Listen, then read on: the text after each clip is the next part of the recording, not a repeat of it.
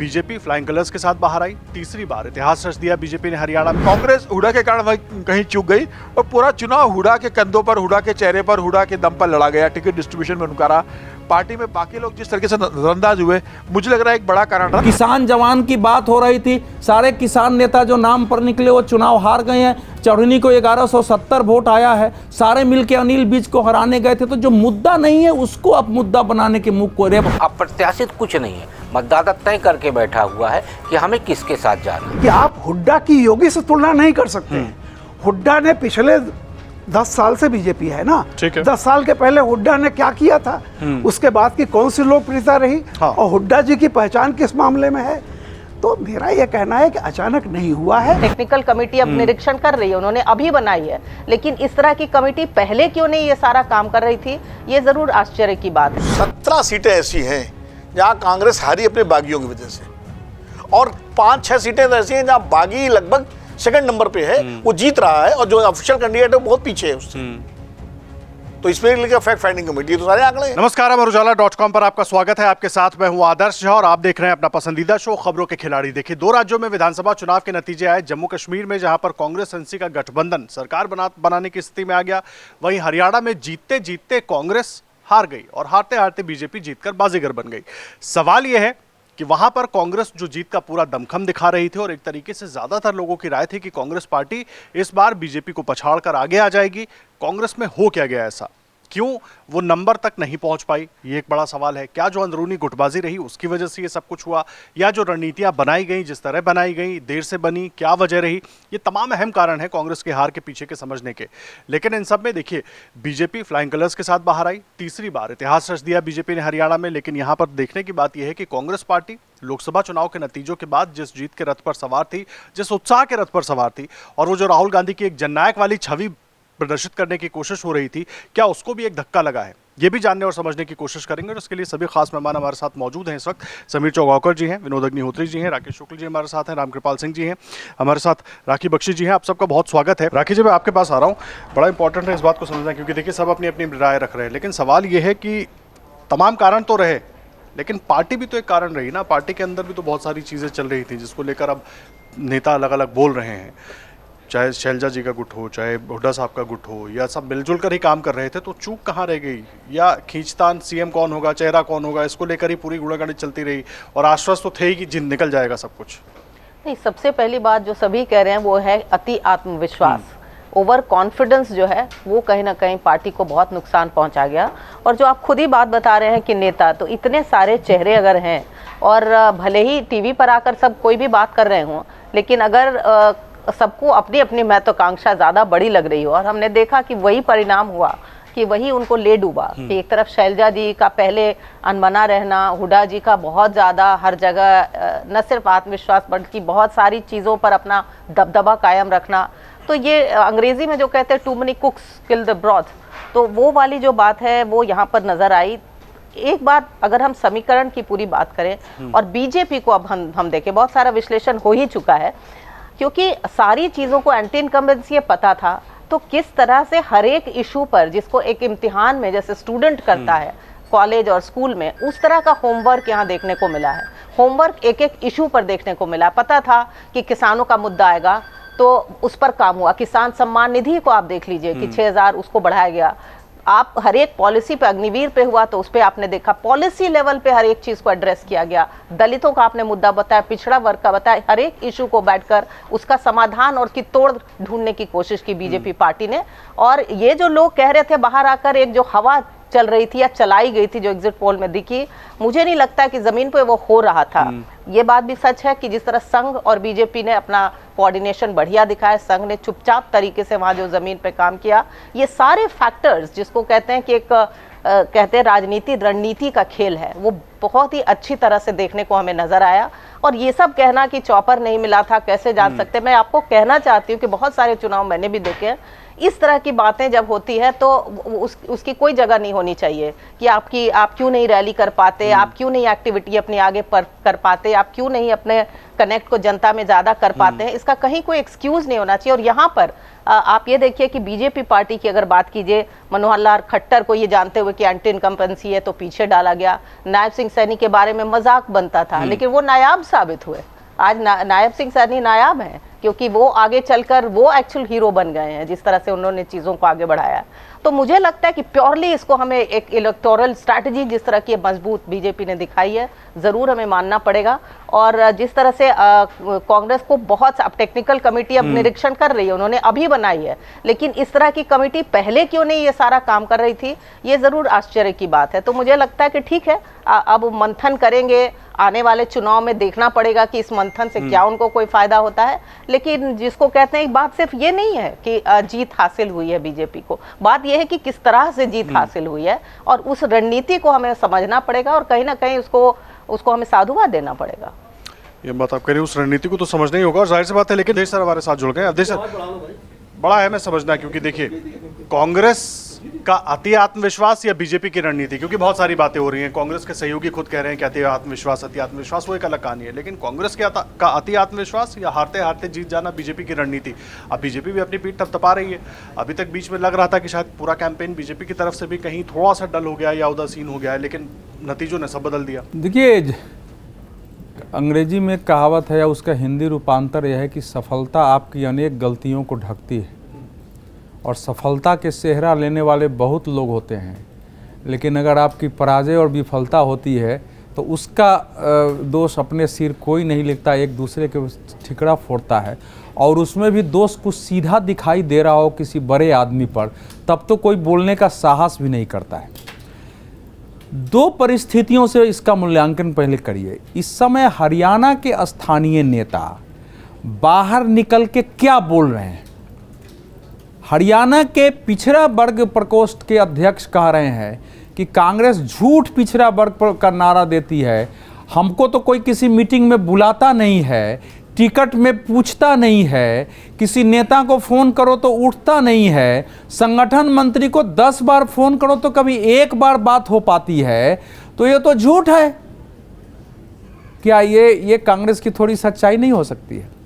दूसरा वो कह रहे हैं, एक उम्मीदवार कह रहे हैं कि हमको शैलजा जी ने कहा कि मैं आपके एरिया में आ रही हूँ, फिर उन्होंने फ़ोन किया कि नहीं, हमको जो है चौपर मिल ही नहीं रहा है, कहीं जाने का कोई रास्ता हमारे पास नहीं है, मेरे को कहा गया है कि नहीं अब चौपर आपके लिए उपलब्ध नहीं है। तो ये है कि नहीं है कारण? इस प्रकार से इस समय खुलेआम अगर टेलीविज़न पर आके लोग बता रहे हैं तो उससे ये पता चलता है कि हम सब लोग जो लंबे समय से कह रहे हैं कि कांग्रेस नेतृत्व, नीति और व्यवहार तीनों स्तर पर जिस गंभीर संकट का शिकार है उसमें परिवर्तन नहीं होगा तो किन्हीं कारणों से किसी राज्य में या किसी चुनाव में थोड़े बहुत सीटें आपकी बढ़ सकती हैं, लेकिन आपके कोई परमानेंट विजय का, परमानेंट किसी चीज़ के प्रदर्शन का आधार नहीं बनता है। हरियाणा में चूंकि मुख्य पार्टी कांग्रेस और भाजपा ही है, यह स्पष्ट था कि क्षेत्रीय पार्टियां खत्म है। आम आदमी पार्टी 2013 से प्रयास कर रही है, अच्छा कि इस समय मीडिया में बहुत महत्व मिल रहा है कि आपके साथ लड़ते तो चुनाव जीत जाते, 89 सीट पर लड़के आपको 0.25% वोट आया है, और कांग्रेस के साथ जाते तो आप बीजेपी को हरा के कांग्रेस को जिता देते, और 3-4 सीटें लोग निकाल के बता रहे हैं जैसे वो कांग्रेस के साथ आते तो सब वोट इधर आ जाता, जिता देते, जैसे बहुत वोट मिला। शर्मनाक है आम आदमी पार्टी को इतना महत्व देना। अरविंद केजरीवाल जब से दिल्ली में प्रयास कर रहे हैं, किसी एक राज्य में अगर प्रयास किया तो हरियाणा है, तो इसीलिए वो एक अलग अजीब टाइप का विश्लेषण हो रहा है कि कांग्रेस जो है खत्म हुई। कांग्रेस कुछ कारण स्पष्ट थे इस साल। मैंने उस दिन के लाइव में आपको कुछ बातें बोली थी और पहले से मेरे ध्यान में भी था कि कांग्रेस बेहतर कर रही है, लेकिन कांग्रेस के ही नेता ने मुझे टेलीविजन पर देख के 20 से 22 वीडियो भेजे जिसकी मैंने टेलीविजन पर चर्चा की। कांग्रेस के नेता ने, मुझे कहा जाएगा तो नाम भी बता सकता हूं, प्रदेश के महासचिव उपाध्यक्ष रहे हैं, बोले कि सर वो स्थिति नहीं है, जमीनी स्थिति बदल रही है। अब बीजेपी कांग्रेस बराबर की लड़ाई पर है। दलितों का एक बड़ा वोट जो 11-11.5% है, जो डीएससी बोलते हैं, जो उप वर्गीकरण में आता है, वो लगभग बीजेपी के साथ जा रही है। और दूसरा वर्ग जो है वोट बट रहा है, जो शैलजा जी को गाली दे दिया है, वो गाली की वीडियो आई, पता नहीं क्या सच्चाई है उसकी, उसके कारण लोग जगह जगह खड़े हो गए थे। दलितों की रैलियां हुई थी जिसमें कहा बीजेपी को वोट दो, यही आरक्षण देगी। और भारतीय जनता पार्टी के शेड्यूल कास्ट कमीशन जो सरकार की थी उसने रिकमेंड भी किया था, मुख्यमंत्री ने घोषणा की कर देंगे। पिछड़ों में भी जो ये 8 से 10 लाख उन्होंने कर दिया था आपको क्रीमी लेयर का, उसका असर था। पिछड़ों के सम्मेलन हो रहे थे और सबसे जो अंतिम जो वहां था कि किसी भी चुनाव को केवल स्टेट तक सीमित मानिए, देश के वातावरण का होता है। राहुल गांधी जी जो कुछ अमेरिका में बोल रहे थे, आपको क्या सोचता है कि हरियाणा के जो देशभक्त लोग हैं उनको वो पसंद आ रहा था क्या? कि वो कह रहे हैं कि सिख और वो कड़ा पहन के नहीं निकल सकता है और भारत में सब पर हमले हो रहे हैं, जमीनी स्थिति नहीं है। किसान जवान की बात हो रही थी, सारे किसान नेता जो नाम पर निकले वो चुनाव हार गए हैं। चौधरी को 1170 वोट आया है, सारे मिलके अनिल विज को हराने गए थे। तो जो मुद्दा नहीं है उसको अब मुद्दा बनाने के मुख को, रेवाड़ी से लेके उधर बीजेपी अच्छा प्रदर्शन किया। अगर अग्निवीर आप आलोचना कर रहे थे, बीजेपी ने कहा कि हरियाणा में अग्निवीर को हम पेंशन वाली नौकरी देंगे, जितने देंगे, पैरामिलिट्री ने घोषणा कर दी, तो लोग उधर जाएंगे कि आपकी ओर जाएंगे। आप एमएसपी की गारंटी की बात कर रहे हैं, वहां 24 फसलों को एमएसपी मिल गया है। नहीं, अंतिम मूल बात जो हुई है कि राहुल गांधी जी, और इस समय देश का जो एक वातावरण बदला है कि हर घर से नसरुल्ला निकलेगा, कितने मारोगे, आप सोचते हैं हर घर हिजबुल्ला, वो सब नारे जो चल रहे थे चारों तरफ निकल के। और एक जो है गाजियाबाद डासना के एक महान जी ने कुछ बयान दिया, उन पर एफआईआर, इसके बावजूद जिस ढंग से भारी संख्या में भीड़ सिर तन से जुदे का नारा निकली, कांग्रेस ने उसकी एक आलोचना नहीं की, केवल बीजेपी थोड़ा बहुत उसके पास बोली। तो लास्ट जो कंसोलिडेट वोट बीजेपी के पक्ष में आ जाता है ना, वो कांग्रेस अपने व्यवहार से ना उन सारे कार्यकर्ताओं को जो लोकसभा चुनाव में उस समर्थकों को नाराज होकर के या तो घर बैठ के कम काम कर रहे थे, उनको यह भान करा दिया कि भैया ले दे के तुम्हारा जो राष्ट्रवाद है, हिंदुत्व है, उसमें यही पार्टी बचती है। और वो अंतिम में निर्णायक वोट साबित हुआ। ठीक है राकेश सर, बड़ा है हमें समझना इस बात को, क्योंकि देखिए बड़ी चुनौती हो जाती है इसमें। अब खास करके कांग्रेस पार्टी, मैं याद कर रहा हूं जब लोकसभा का चुनाव आया, 99 सीटों का प्रदर्शन इस तरीके से हुआ कि 250-300 से ज़्यादा सीटें लोकसभा में आ गई। तो लोकसभा का सर्टिफिकेट लेकर आप जो विधानसभा में घूम रहे थे, क्या उसको भी जनता ने नकार दिया? देखिए, लोकसभा चुनाव के बाद राहुल गांधी जी को इस तरीके से प्रोजेक्ट किया गया कि जैसे लोकप्रियता में वो नरेंद्र मोदी से बस अब एक अंगुल पीछे रह गए हैं। और बिल्कुल पीछे रह गए हैं, आगे नहीं हुए, पीछे रह गए एक अंगुल, इतने लोकप्रिय हो गए हैं वो। राहुल जी को भी लगा कि जो हमने मुद्दे उठाए लोकसभा चुनाव में, उन मुद्दे बड़े प्रभावी होंगे। तो हाथ में संविधान, जुबान में दलित सम्मान और आरक्षण का प्रावधान लेके वो पूरी दुनिया में घूमे, लेकिन हरियाणा में नहीं गए। जब वो हरियाणा के चुनाव में प्रचार करने गए तो ये तीनों चीज़ें वो 24 अकबर रोड में रख के गए। और वहाँ इसलिए नहीं गए क्योंकि शैलजा जी वहाँ बैठी हुई थी जो मुख्यमंत्री पद की दावेदार बनी हुई थी। तो यदि दलित सम्मान की बात करेंगे तो कहीं ना कहीं दलित उनसे प्रश्न करेगा कि तो फिर शैलजा जी को क्या सीएम बनाया जाएगा। संविधान की बात, क्योंकि उनको लगा कि हरियाणा के लोगों में संविधान को लेके कोई विषय आने वाला नहीं है। आरक्षण के प्रावधान का भी चर्चा उन्होंने नहीं किया। 13 रैलियों में 5 सीटें जीती है कांग्रेस, जहां राहुल गांधी जी ने पुरजोर तरीके से प्रचार किया। इससे एक बात साफ हो गई कि जो प्रचारित किया गया कि लोकप्रियता में वो बहुत ऊपर निकल गए हैं, इसका मतलब ये हुआ कि 2024 के लोकसभा चुनाव के पहले राहुल गांधी जी जहां खड़े थे वहीं पे खड़े हुए हैं। बस वो चलचित्र चल रहा था जिससे लग रहा था कि राहुल गांधी जी चल रहे हैं, जबकि चलचित्र रहा था। दूसरा जो सबसे महत्वपूर्ण विषय वो ये है कि हरियाणा चौथा राज्य है जिसने साबित किया है कि देश में धीरे धीरे भारतीय जनता पार्टी के प्रति जन विश्वास बढ़ रहा है। मध्य प्रदेश में भी कोई चेहरा नहीं था, भाजपा जीती 163 सीट। छत्तीसगढ़ में भी कोई चेहरा नहीं था, भारतीय जनता पार्टी जीती। और राजस्थान में भी कोई चेहरा नहीं था, भारतीय जनता पार्टी जीती। हरियाणा में भी हम लोग यही चर्चा कर रहे थे कि मनोहर लाल खट्टर जी 9.5 साल में वहाँ के लोकप्रिय चेहरा नहीं बन पाए और नायब सिंह सैनी जी 6 महीने में उतने परिपक्व चेहरा नहीं बन पाए कि वो एक राज्य का चुनाव जिता सके। यानी हरियाणा में भी कोई चेहरा नहीं था। दूसरा जो सबसे महत्वपूर्ण है वो ये है कि धीरे धीरे मतदाता का मन समझने में विफल होते जा रहे हैं हम जैसे पत्रकार भी और राजनेता भी। मैं बिल्कुल सत्य जानकारी दे रहा हूँ। 2014 में जब लोकसभा का चुनाव था तो एक जिम्मेदार भारतीय जनता पार्टी के व्यक्ति उत्तर प्रदेश के बारे में जब बात हुई तो उन्होंने 4-5 पत्रकारों से बोला, उनसे पूछा गया कि बीएसपी किस पोजीशन में है, तो उन्होंने कहा कि 17-18 सीट बीएसपी जीतेगी। जब नतीजा आया तो बीएसपी का एक सांसद नहीं जीता था। अभी हरियाणा चुनाव में भी भारतीय जनता पार्टी के चुनाव प्रबंधन को देखने वाले एक बड़े नेता के साथ जब बातचीत हुई तो उन्होंने कहा यार 25 सीटें तो अपनी आएंगी। तो मतदाता क्या सोच रहा है ये हम नहीं जान पा रहे, और उसी के मन को नहीं जानते कारण जो रिजल्ट आ रहे हैं वो बिल्कुल हमें लगता है बड़ा अप्रत्याशित रिजल्ट आ गया है। तो अप्रत्याशित कुछ नहीं है, मतदाता तय करके बैठा हुआ है कि हमें किसके साथ जाना है। ठीक है, देखिए मतदाता अगर सोच रहा है और मतदाता क्या सोच रहा है ये पार्टियां भी नहीं भाप पा रही हैं, तो ये क्या राजनीतिक दलों के लिए एक अलग चुनौती होगी। विनोद सर, कांग्रेस पूरा दावा या पूरा आश्वस्त थी, तमाम लोगों को भी लग रहा था, बीजेपी भी थोड़ा सा बैकफुट पर तो दिख रही थी। ये भले ही आप नकारें, क्योंकि जिस तरीके से अवधेश जी ने कहा कि जीत के बाद सारे गुणागणित बदल जाते हैं, ये जो ट्रेंड है ये पॉलिटिकल पार्टियों के लिए कोई घंटी है, अलार्म है, चुनौती है, या इसको रणनीति के तहत सुधारा जा सकता है? सेंटेंस कहा था कि कांग्रेस जीतते जीतते हार गई और बीजेपी हारते हारते जीत गई।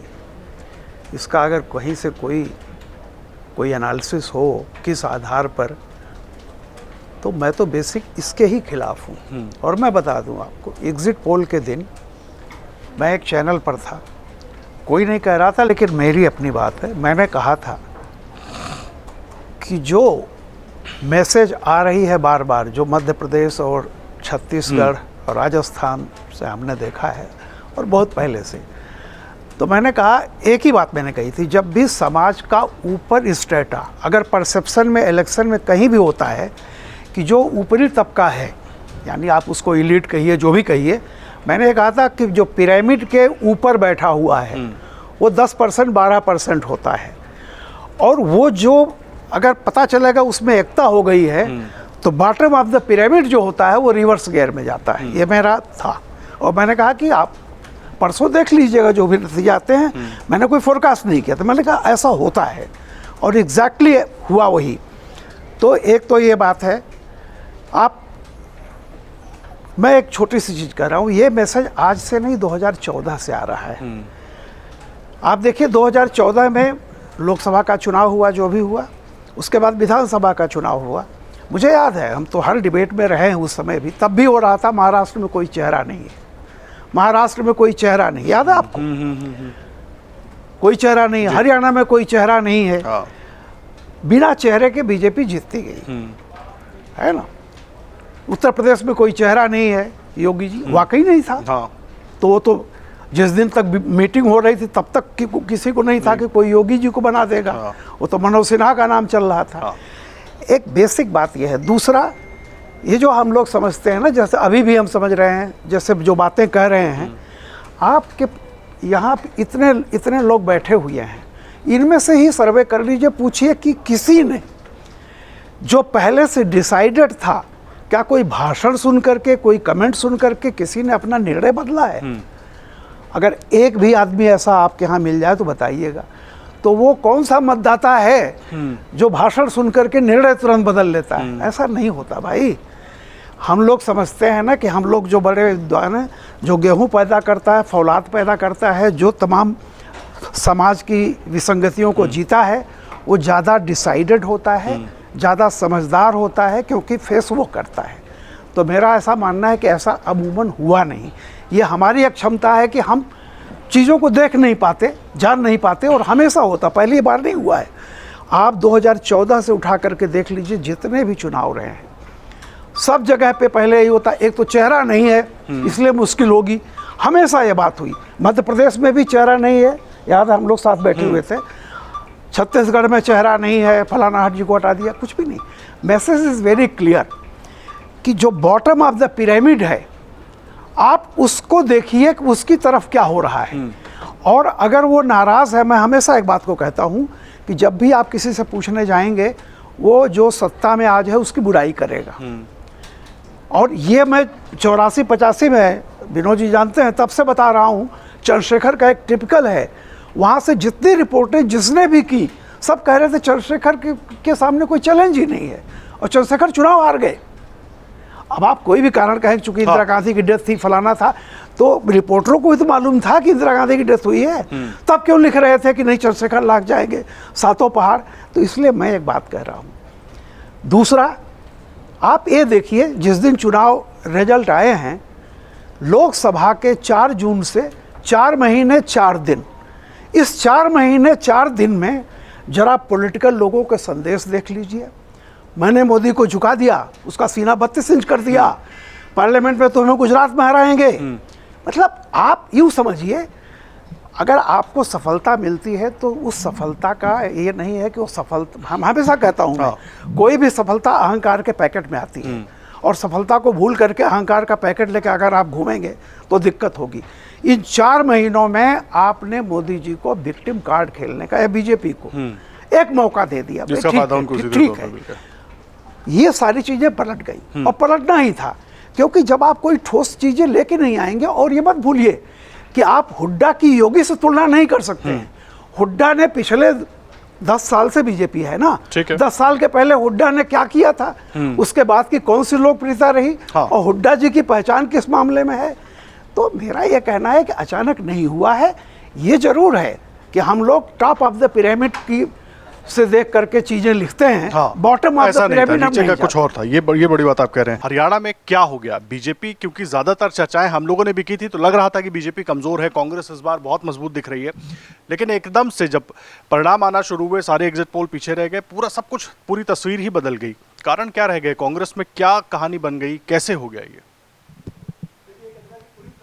मुझे लगता है ये ठीक नहीं होगा।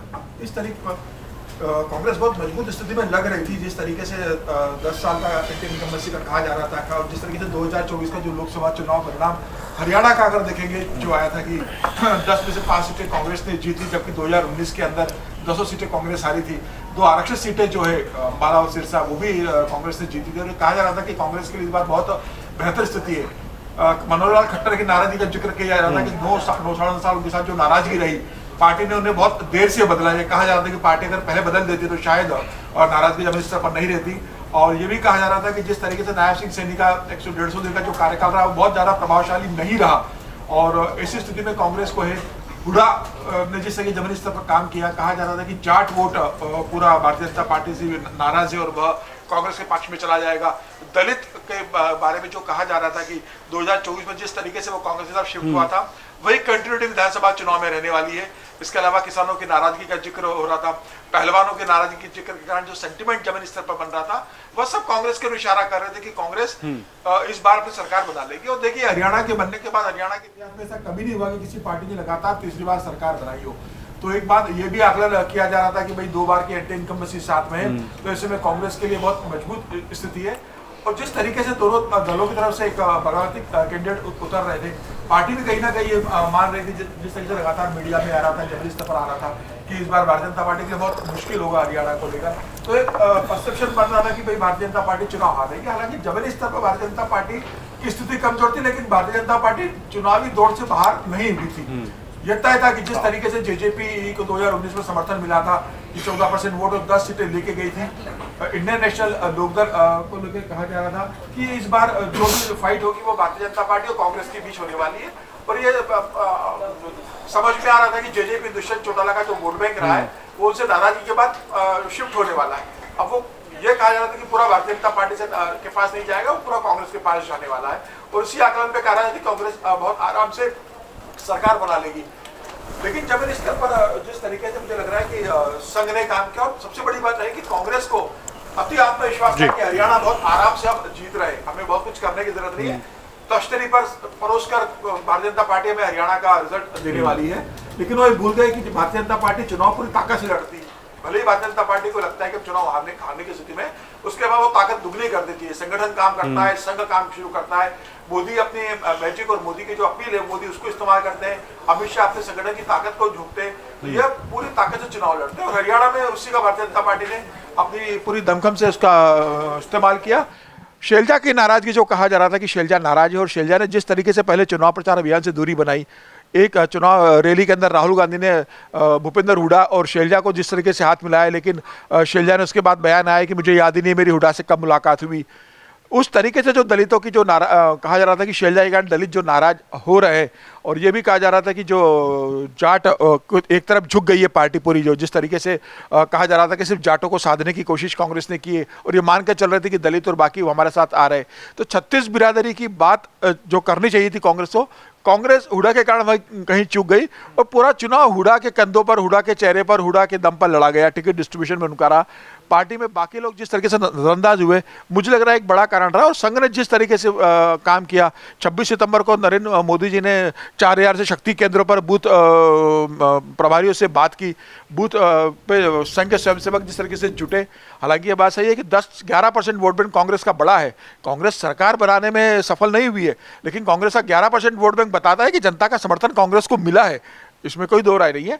लेकिन सरकार तो संख्या बल पे बनती है। भारतीय जनता पार्टी ने तीसरी बार पूर्ण बहुमत की, हालांकि 2019 में पूर्ण बहुमत की सरकार नहीं थी, इस बार एक ज़्यादा सीटें लेके 48 सीटें लेके भारतीय जनता पार्टी आई है। बाद में 3 निर्दलीयों का समर्थन भी मिला है भारतीय जनता पार्टी को। तो मुझे लग रहा है कि कांग्रेस बहुत ज़्यादा आत्मविश्वास के अंदर थी। जिस तरीके से अशोक गहलोत को वहाँ समन्वयक बनाकर भेजा गया था, अशोक गहलोत को, ललित माकन को, अशोक गहलोत ने वहाँ कोई बहुत बड़ी भूमिका निभाई नहीं, सब कुछ हुडा के ऊपर था। शैलजा की नाराज रही, जो नाराज विधायक पार्टी के नेता थे जो विद्रोह करके चुनाव में उतरे, उन्हें पार्टी बनाने में नाकामयाब रही। और मुझे लगा उसके बाद जब भारतीय जनता पार्टी ने आखिरी में जो गति पकड़ी, सबको साथ में लिया, प्रधानमंत्री मोदी ने जिस तरीके से किया, संघ ने जमीन स्तर पर काम किया, उसका असर देखने को मिला। और जो बिना खर्चे बिना पर्ची का जो शासन रहा उसका जिक्र हुआ। फिर कहा गीता महोत्सव, अंतर्राष्ट्रीय गीता महोत्सव भारतीय जनता पार्टी के इसमें शुरू हुआ। जिस तरीके से कहा गया कि भाई हुडा के 2004 से 14 का कार्यकाल देखो, और 2014 से 2024 तक का कार्यकाल देखो, नूहों में जो दंगे हुए थे उसका जिक्र किया गया कि अगर कांग्रेस की सरकार आएगी तो पूरा हरियाणा में नूह की तरह के दंगे होंगे, और एक खास तबका उत्तर प्रदेश के अंदर, हरियाणा के अंदर प्रभावी होगा। उत्तर प्रदेश का जिक्र किया गया कि योगी के शासन में कैसे लॉ एंड ऑर्डर है, वहाँ भारतीय जनता पार्टी की सरकार है। तो बाकी सारी चीज़ों का इस्तेमाल हुआ, नूह का जिक्र हुआ, गीता महोत्सव का जिक्र हुआ, प्रधानमंत्री मोदी के काम का जिक्र हुआ, भारतीय जनता पार्टी के बिना पर्ची बिना खर्ची का जिक्र हुआ।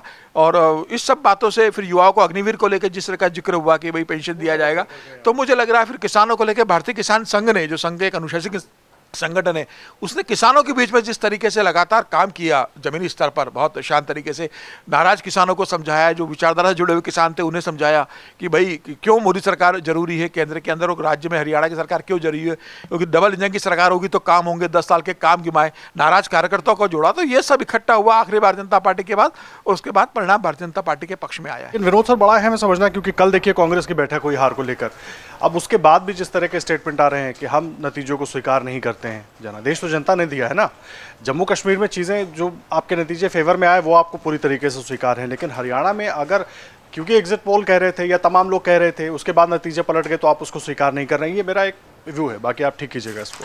देखिए, उसको क्यों नहीं कर पा रहे हैं? देखिए, पहले तो थोड़ी मैं दोनों बातें आपके जवाब दूंगा। अभी जैसा किसी मित्र ने कहा कि हार के कई वो होते हैं, जीत के कई श्रेय लेने वाले होते हैं और हार के कई, अगर अभी नतीजे उलट गए होते, क्योंकि वोट परसेंटेज दोनों पार्टियों का बहुत मामूली सा फर्क है, हाँ। सीटों का फर्क है, 37 और 48 का। अगर मान लीजिए यही उल्टा होता तो हम सब कांग्रेस से गुणगान कर रहे होते कि क्या राहुल गांधी की स्ट्रेटजी थी, और क्या संविधान, और क्या दलित, और क्या हुड्डा, आलोचना केंद्र में दीजिए, तो ठीक है, हमारा काम भी ये करना नहीं। और मुझे लगता है सर, भावनाओं में थोड़ा हम लोग भी बह गए थे, हम लोग भी कई चर्चाओं में ये मानकर चल रहे थे कि कांग्रेस का हाथ मजबूत है। बह नहीं गए थे, मैं बता रहा हूँ, बह नहीं गए थे। मैं दूसरी बात कर रहा हूँ, हम पत्रकार लोग जहाँ सारे बैठे हुए विश्लेषक लोग, हम निर्णय नतीजा पहले खुद निकाल लेते हैं, फिर कारण ढूंढते हैं। हम फील्ड में भी जब जाते हैं रिपोर्ट करने, इलेक्शन कवर करने, तो ये देखते हैं, मान लीजिए मेरे मन में है बीजेपी को जिताना, तो मैं जाके बीजेपी का वोटर कौन है उसकी बात को ध्यान से सुनूंगा, और जो बीजेपी के खिलाफ बोलेगा तो मैं चल दूंगा। ये एक, और इसी वजह से हमारे अनुमान अक्सर गलत होते हैं। तो एक तो ये, तो मैं उस पर आ रहा हूँ, मैं एक 2-3 कुछ फैक्ट्स रखना चाहता हूँ। एक तो ये खरगोश वाली कहानी और कछुए वाली तो है ही, कि खरगोश सो गया कि हमें तो जीतना ही जीतना है, और कछुआ निकल गया कि हमें जीतना है, उसको था हमें जीतना ही जीतना, कि हम तो जीत ही रहे हैं, और कछुए को था कि हमको जीतना है। तो बीजेपी ने तय कर लिया था कि हमको जीतना है, और कांग्रेस मान रही थी हम तो जीत ही रहे हैं। तो ये तो खैर है ही। और मैंने पहले एक चैनल पे कहा था कि अगर जीता हुआ चुनाव हारना है तो उसके लिए बेस्ट कांग्रेस से सीखना चाहिए, मध्य प्रदेश, छत्तीसगढ़ और अब हरियाणा, और हारा हुआ चुनाव जीतना है तो बीजेपी सीखना चाहिए। ये भारतीय राजनीति में शोध का विषय है, जो राजनीति शास्त्र के साथ छात्र हैं उनको इस पर काम करना चाहिए, ताकि एक अच्छा PhD का विषय हो सकता है ये। एक फैक्ट है कि fact finding committee Rahul Gandhi ने कांग्रेस बना रही है, लेकिन वो फैक्ट फाइंडिंग कमेटी ऐसी बहुत बन चुकी है। हर चुनाव बाद बनती, मध्य प्रदेश में बनी थी, क्या हुआ? कोई हुआ कुछ कार्यवाही बताओ? छत्तीसगढ़ में बनी, तो ये फैक्ट फाइंडिंग कमेटी खाली मतलब आई वॉश है, वरना फैक्ट तो सामने पड़े हुए हैं। कमेटी क्या करेगी? 17 सीटें ऐसी हैं जहां कांग्रेस हारी अपने बागियों की वजह से, और 5-6 सीटें ऐसी हैं जहां बागी लगभग सेकंड नंबर पे है, वो जीत रहा है, और जो ऑफिशियल कैंडिडेट है वो बहुत पीछे है उससे। तो इसमें लेकर फैक्ट फाइंडिंग कमेटी, तो सारे आंकड़े हैं, ये तो सामने। देखो टिकट किसने बांटे भाई। कालका सीट 11,000 से रिबल को मिले 32,000 और 11,000 से हारी कांग्रेस। पुंडरी कांग्रेस तीसरे नंबर थी और रिबल 40,000 वोट सेकंड नंबर पे था। राया मार्जिन 4,500 का, रिबल ने 12,000 पाए। मैं आम आदमी पार्टी BSP की बात नहीं कर रहा हूँ, ये उनके अपने रिबल तो सीधे सीधा, हाँ। जिनके टिकट कटे। गोहाना मार्जिन 10,000 का, रिबल को 15,000 मिले। सफीदों मार्जिन 4,000 का, रिबल को 29,000 वोट मिले। दादरी मार्जिन 2,000 का, रिबल को मिले 6,000। Tigaon Congress came third, Congress rebel got 57,000। Ambala cantt Congress came third, Congress rebel got 53,000 votes and she lost by 7,000 vote. और वो ये रुबल है अम्बाला कैंट ने, जिसको पिछली बार भी टिकट काट दिया था।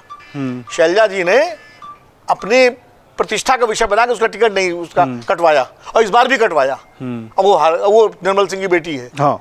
समझे? तो उचाना कला के 39 वोट से कांग्रेस हारी और रिबल को मिल गए 32,000 वोट।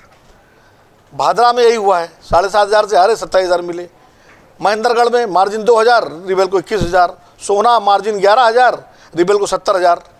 बल्लभगढ़ कांग्रेस चौथे नंबर पे आई, रिबल जो है वो सेकंड नंबर पे है, उसको 44,000 वोट मिले शारदा राठौर को, और जिसको कांग्रेस से टिकट किया उसको 17,000 वोट मिले। माननीय KC वेणुगोपाल जी ने अपनी किसी जानने वाली महिला को दिया। तो KC वेणुगोपाल को हरियाणा का कितना पता है भाई? हरियाणा का हाँ भी पता है उनको, वो तय करेंगे टिकट कहाँ मिलेगा। रानिया मार्जिन 4,000 का, रिबल को 36,000 मिले, और बहादुरगढ़ का यही हाल है। तो ये तो 17 सीटें तो आप ऐसे ही लूज कर गए, जहां आपकी बागी थी उनको आप मना नहीं सके, समझा नहीं सके, कर नहीं सके। भाजपा ने उसको मैनेजमेंट किया। एक तो ये रीजन है। दूसरा रीजन ये है जो रामगोपाल जी ने कहा, मैं बिल्कुल सहमत हूँ, सारा चुनाव हुड्डा के इर्द गिर्द हो गया। पूरा चुनाव में किसान मतलब हो गया जाट। पहलवान के मुद्दे को आप महिला का मुद्दा नहीं बना पाए, अब पहलवान करते रहे।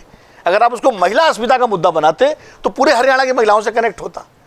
आपने विनेश फोगाट को एक पहलवान के प्रतीक बना के जाट, वो भी जाटों में चला गया। और तीसरा आपका जो है जवान, तो जवानों में उन्होंने मैनेज कर लिया। अग्निवीर को तमाम सारी चीज़ें जो है कंपनी से नीतियाँ घोषणाएं करके हम सब नौकरी देंगे। फिर दलितों की जहाँ तक बात है, लोकसभा चुनाव में करीब 68% दलितों का वोट कांग्रेस को मिला था। इस बार वो बट गया। कांग्रेस को मिला है, ऐसा नहीं कि नहीं मिला, लेकिन बड़ा सेक्शन बीजेपी को चला गया। क्यों गया? इसका कारण है शैलजा, उसका कारण नहीं है। शैलजा तो खाली एक परसेप्शन लेवल पर उन्होंने किया। शैलजा मालचा मार की दलित हैं, जो 10% जो वो DSC वाला जो बताया अवधेश जी ने, वो फैक्टर जो कमजोर दलित वर्ग है जिसको बीजेपी ने क्लासिफाई करके उनको एक अलग श्रेणी में डाला है, उस वो। और दूसरा जो है बहुत सारे जो दलित नेता, आप कोई दलित फेस आगे कर ही नहीं पाए।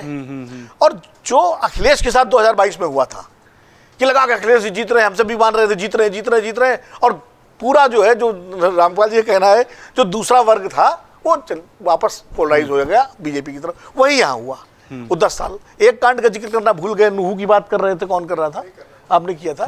थोड़ा जल्दी असली नूहू से ज्यादा काम नूहू ने काम नहीं किया, नूहू काम किया मिर्चपुर ने। हाँ, मिर्चपुर का जो प्रचार किया बीजेपी ने, जो हुड्डा के कार्यकाल में मिर्चपुर का जो जहां वो दलितों पर अत्याचार हुआ था और हत्याएं हुई थी, उसका जो प्रचार किया वो पूरे हरियाणा में घूमा है।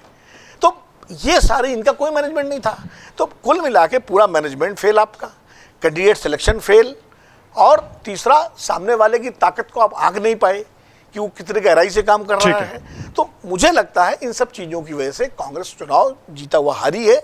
और फैक्ट फाइंडिंग कमेटी का हाल ये है कि जैसे पहले हुआ वैसे अभी होगा, और ये फाइल बंद हो जाएगी जब 2029 में 6 महीने बचेंगे चुनाव के, तब हरियाणा की फाइल खुलेगी। उस दिन ये बात कही थी आपने, जिस दिन सारी फाइलें बंद हो जाती है वहाँ। और राहुल गांधी के पास, बस लास्ट करके, मोदी के पास एक अमित शाह है जो पूरी चीजें अपने हाथ में रखते हैं। RSS है, जो चाहे कितनी नाराजगी हो ग्राउंड लेवल पे काम करती है। राहुल गांधी के पास उनकी पार्टी ही नहीं है और रणनीतिकार तो कोई है ही नहीं, और कांग्रेस में चुनाव कैंडिडेट लड़ता है, बीजेपी में चुनाव पार्टी लड़ती है, इसलिए उनका कमजोर कैंडिडेट भी जीत जाता है, इनका खाली मजबूत कैंडिडेट जीतता है जो चुनाव लड़ता है। ठीक है, ये अहम बात है। सर 2-3 बातें मैं बहुत संक्षेप में जल्दी कह से। दूं। एक तो मैं इसलिए कह रहा हूं कि जब हम हारते हारते जीत कहते हैं तो आप जानते हैं कैसे होता है। जैसे मान लीजिए कि 6 बॉल पे 12 रन बनाने हैं और आपका आखिरी विकेट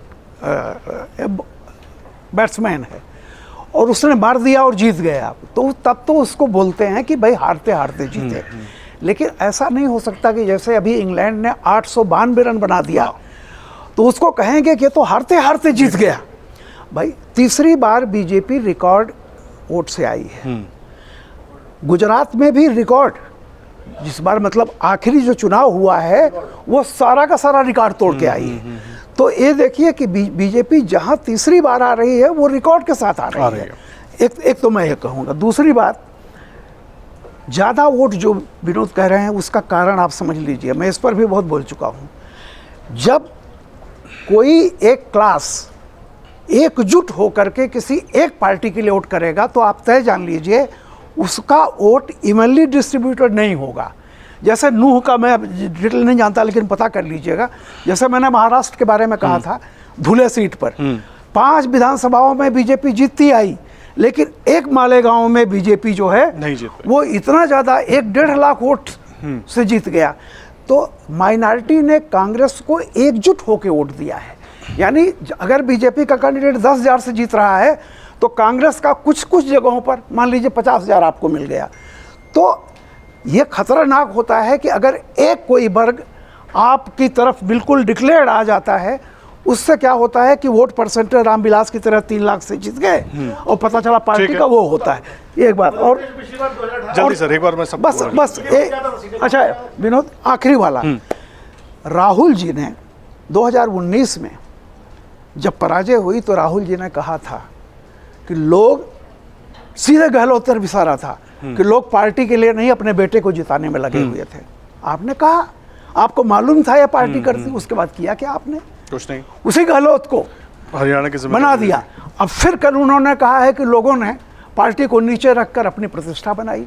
भैया जब आप ये जान रहे हो और आप इतना ज़्यादा सशक्त होकर के दूसरों पर अटैक करते हो, अपनी पार्टी के संगठन को क्यों नहीं दुरुस्त करते? डी फैक्टो सब लोग जानते हैं खड़गे नहीं आप ही हो सब कुछ, खड़गे तो एक डीजुरे हैं। तो सवाल है कि 2019 में भी आपने देखा तो कैसे मानते थे कि ये नहीं हो? कहा था, हाँ कहा दिया था नहीं उन्होंने तो यही कहा था राहुल गांधी डायरेक्ट कहा था कि अपने बेटे को लोग एमपी बनाने में लगे हुए कमलनाथ और थे। अशोक गहलोत दोनों ने कहा, चिदम्बरम तीन नाम लेकिन लिए उसके थे। बाद भी कुछ बदलाव नहीं हुआ। अवधेश नाम सर लेके जल्दी कहा से, था उन्होंने। हाँ, अवधेश सर जल्दी से एक छोटा छोटा राउंड 1-1 मिनट का कर लेते हैं जल्दी से, क्योंकि उसके बाद अगली चर्चा पर जाएंगे। राहुल गांधी 2024 के लोकसभा चुनाव के बाद जो छवि बनाई गई और अब जिस तरह के बयान सामने आ रहे हैं खास करके कांग्रेस के, तो और मोदी के सामने जिस तरीके से सर ने कहा कि एक अंगुल आगे पीछे का जो उदाहरण उन्होंने दिया राकेश सर ने, वो छवि क्या राहुल गांधी की कांग्रेस के नेताओं ने ही खराब कर दी? अगर खुद ही बनाने की कोशिश हुई थी, वो जननायक की छवि, बहुत सारे ट्वीट देखे मैंने, जननायक ऐड देखे, कांग्रेस के तमाम अलग अलग सोशल मीडिया पर वीडियोस देखे। राहुल गांधी की जो छवि बनाई है एक परवर्टेड हीरो की, एक विकृत नायक की उनके लोगों ने बनाई है, जिससे कि भारत का आम परंपरागत मानस जो है जुड़ता नहीं है। मैं लगातार बोल रहा हूं जब से आपके आ रहा हूं कि राहुल गांधी के साथ कांग्रेसी कितने हैं, उनके जरा रणनीतिकारों का नाम देख लीजिए, पीछे से काम करने वाले। देश में, देश और विदेश में भी कुछ ऐसे नौ वामपंथी जिनका कोई वो कम्युनिज्म नहीं है, वो कमिटमेंट नहीं है, उनको भारत की या किसी भी देश के राष्ट्रवाद से, परंपरा से, संस्कृति से उनको एक एलर्जी और नफरत है। वो अपने किस्म की एक दुनिया बनाना चाहते हैं। उसमें भारत में जाति को फिर से विभाजित करो, सांप्रदायिकता की बात करो, मुसलमान की बात करो, ह्यूमन राइट्स की बात करो, पूंजीपतियों का विरोध करो, नक्सलियों के। तो राहुल जी के तो अनेक चेहरे हैं ना। जब वो अंबानी अडानी पर बोलते हैं तो लगता है नक्सली बोल रहा है, जब वो जाति पर अटैक करते हैं तो पुराने जमाने के जो ब्राह्मणों पर फलाने पर अटैक करने वाले कुछ कम्युनिस्ट समाजवादी और बाद में कांसी राम जी जैसे कुछ नेता होते थे, उनका चेहरा दिखता था समाजवादियों का। जब वो मोदी पर और फलाने पर अटैक करते हैं तो वो उस प्रकार से एक अजीब टाइप से कम्युनिस्ट सोशलिस्ट दिखते हैं जिनको आरएसएस और बीजेपी मतलब वो सीधे खत्म है, बीच में मैंने कुछ उसमें कमी है अच्छाई है उस पर बहस नहीं करना है, और उसमें उस सीमा तक चले जाते हैं जो देश विरोध हो जाता है। तो वो जो उनकी छवि बनाई गई ना, वो भारत से ज्यादा उसको दुनिया के स्तर पर ध्यान रख के बनाई गई कि वर्ल्ड के लेवल पर जो वर्ल्ड भाषा को समझती है, सेकुलरिज्म की, ह्यूमन राइट्स की, हाँ, समाज में जो है क्लास के मतलब विभाजन से ऊपर उठ करके, नेशनलिज्म से ऊपर उठ के बात करने वाला वो बनाई गई, उसको भारत में चलाने की कोशिश की जा रही है। तो अभी चूंकि बीजेपी का हर जगह जनाधार नहीं है और बीजेपी के स्वयं की सरकारों के कारण कार्यकर्ताओं में, समर्थकों में, निष्ठावान लोगों में, और ये स्वाभाविक है कि भारतीय जनता पार्टी में सबसे ज्यादा परेशान उसके ईमानदार निष्ठावान कार्यकर्ता, स्वयंसेवक, बाकी लोग होते हैं। तो उनके जो असंतोष होता है उसका लाभ मिल जाती है। कांग्रेस जो है, जो G23 ने आवाज उठाई थी, कांग्रेस आज भी वही है। इंटरनल रिफॉर्म की जो कांग्रेस की जरूरत थी कि नीति के स्तर, माने विचारधारा के स्तर पर, चेहरे के स्तर पर, व्यवहार के स्तर पर, सांगठनिक स्तर पर कांग्रेस में बदलाव वो हुआ नहीं है। अब आपने 99 की जीत के लास्ट कर रहा हूं इसके लोकसभा चुनाव की, ये बात ठीक है कि आपने उत्तर प्रदेश, महाराष्ट्र, हरियाणा, राजस्थान, 4 राज्य थे। राजस्थान, हरियाणा को थोड़ा देर के वहां भी आप बीजेपी को खत्म नहीं कर सके। हरियाणा में आपसे ज्यादा है, वहां बराबर। लेकिन अगर आप पूरे चुनाव परिणाम से केवल उत्तर प्रदेश, महाराष्ट्र को बाहर कर दीजिए, अगर वो परिणाम थोड़ा दूसरे रूप में होता तो संख्या कितनी होती आज? तो वही हालत है कि उसका मूल्यांकन सही तरीके से नहीं हुआ और वहां कांग्रेस किसकी बदौलत जीती है, ये अगर आप कांग्रेस समझ लेगी, ठीक से करेगी तभी होगा। कांग्रेस समझने के लिए तैयार नहीं, इसीलिए उसकी परेशानी है कि हमारी पराजय तंत्र से हुई है, सेंट्रल नेता कह रहे हैं, चुनाव आयोग से हुई है, और यही आगे चलता रहेगा। अभी भी जनादेश को मान जिन लोगों ने कांग्रेस को अपहरण करके रखा है लंबे समय से, अपहरण करता है ना, ये जो नए टाइप का ये विकृत वामपंथी घेरे हुए हैं, उनको तो कोई तर्क देना है ना कार्यकर्ताओं के सामने। लेकिन हरियाणा के स्थानीय लोगों ने उनका गुब्बारा फोड़ दिया, सारा तर्क खत्म कर दिया। जल्दी से कीजिए, आखिरी कमेंट आपका। टेक्स्ट बुक पॉलिटिक्स है, उससे काम नहीं चलेगा, इसका अर्थ यही निकलता है। और सारी बातें जो यहाँ हो रही है वो यही है। तो टेक्स्ट बुक पॉलिटिक्स एग्जैक्टली। तो उस पे जमीन पे जो काम करके, यानी पोस्टर में जो जननायक की बात हो रही है, पोस्टर में आ जाता है, आपके अपने ही कार्यकर्ता वाहवाही करते हैं, पर जमीन पर किस तरह से संगठन को आपने मजबूत किया है, बूथ लेवल की जो राजनीति है, बूथ लेवल पर बीजेपी में जिस तरह से काम होता है, एक एक दृष्टिकोण को आगे रखा जाता है, फीडबैक होता है, सर्वे होता है, उसके ऊपर तुरंत काम होता है। रात भर हम लोगों ने खुद देखा है कि जिस तरह समीक्षा होती है, इस तरह की जो मेहनत है वो कहीं ना कहीं कांग्रेस पार्टी में अभी भी, इस वक्त भी, तो सिर्फ बयानबाजी से नहीं होगा कि कॉन्फिडेंस से कि हम ही आ रहे हैं ये कह देने से। आप जमीन पर किस तरह से जोड़ के पूरी पार्टी को चल रहे हैं, और जो भी आपके ड्रॉबैक्स हैं ये पता लग जाता है कि यहाँ हम गलती कर रहे हैं या करेंगे, उस पर काम क्यों तुरंत नहीं होता है रणनीति के तौर पर। यहाँ पर आप देख रहे थे कि हुड्डा साहब का पूरा संसार जिस तरह से छाया हुआ था, आप हर एक फीडबैक को क्यों नहीं आगे रखकर उस पर तुरंत काम कर रहे थे? आपने तस्वीरों में हाथ तो मिला दिए कि हाथ मिल गए, दिल मिल गए, वो हाथ भी ठीक से नहीं, अगर आप तस्वीर अगले दिन पता चल गया था कि नहीं हो पाता है। तो मुझे लगता है कि उसको सिर्फ एक टेक्निकल कमिटी नहीं, पूरा ही आत्ममंथन फिर से करने की कांग्रेस पार्टी को जरूरत है। ठीक है, राकेश सर, आखिरी कमेंट आपका। देखिए, राहुल जी की लोकप्रियता की बात होती है, मुझे लगता है राहुल जी की लोकप्रियता सांप सीढ़ी के खेल की तरह है कि जैसे ही आया तो सीधे 95 में पहुंचते हैं, जैसे सांप काटता है नीचे 5 पे आ जाते हैं। तो लेकिन मुझे लगता है ये खेल उनकी पार्टी खेल रही है। तो अब उसका मैं वही जा रहा हूँ, उसका कारण ये है कि उनके यहाँ आला कमान को लेकर झगड़ा चल रहा है प्रियंका जी और राहुल जी के बीच में। तो जब बाजी पड़ती है तो राहुल जी 95 में पहुंचते हैं, तो सेकंड आला कमान उसको 5 पे ले आता है। यही अप डाउन के चलते ही राहुल जी का जो ग्राफ हम देख रहे हैं वो अप डाउन कर रहा, उसमें राहुल जी की कोई भूमिका नहीं है। जहाँ तक जो अवधेश जी बोल रहे हैं कि लेफ्ट ने उनको घेर रखा है, मैं इस बात से इसलिए इत्तेफाक नहीं रखता कि आपका रणनीतिकार कौन होगा ये आप तय करेंगे, ये कोई दूसरा तय नहीं कर रहा। इसमें आपका बुद्धि विवेक निर्णायक होता है। इसका मतलब कहना नहीं चाहिए, बड़े घर के हैं, प्रधानमंत्री परिवार के लाडले व्यक्ति हैं, पर आप बुद्धि के मामले में अपनी बुद्धि नहीं चला रहे, इसीलिए आप दूसरों की बुद्धि पे चल रहे हैं, और वही कारण है कि आप सांप सीढ़ी के खेल में फंसे हुए हैं। ये देखिए, लास्ट में जो आपने कमेंट किया है कि मुझे लगता है कि कांग्रेस के नेताओं को भी इस तरीके से सोचना चाहिए। बहुत अहम बात है कि जो हार हुई, हार के पीछे के कारण क्या है, उस पर तो लंबी चर्चा लगातार जारी है। जल्दी से। हालांकि अधिकृत रूप से मल्लिकार्जुन खड़गे और राहुल गांधी ने नहीं कहा है, लेकिन उनके प्रवक्ताओं ने कहा है। मुझे लगता है कांग्रेस अपने ऐतराज और जो उनको लगता है वो चुनाव आयोग को दे और अपने अंदर अपनी बैटरी पर ध्यान दे, पार्टी की बैटरी पर। ईवीएम की बैटरी की जहाँ तक बात है वो चुनाव आयोग को दे के, और अगर उसको लगता है कि गड़बड़ हुआ है तो लीगल कोर्स है, आप चुनाव आयोग में जाइए, सुप्रीम कोर्ट में जाइए, खाली कहने से काम नहीं बनेगा, और वरना फिर अपना ठीक करिए। वो फिर एक परसेप्शन बनाने की कोशिश, लोकतंत्र में अधिकार है, खतरे में है। नहीं, वो सब ठीक है, लोकतंत्र में अधिकार है, किसी भी पार्टी को अगर उसको लगता है गड़बड़ हुआ है, इस तरह की चीजें, ऐसा नहीं पहली बार, पहले भी पार्टियों ने किया है।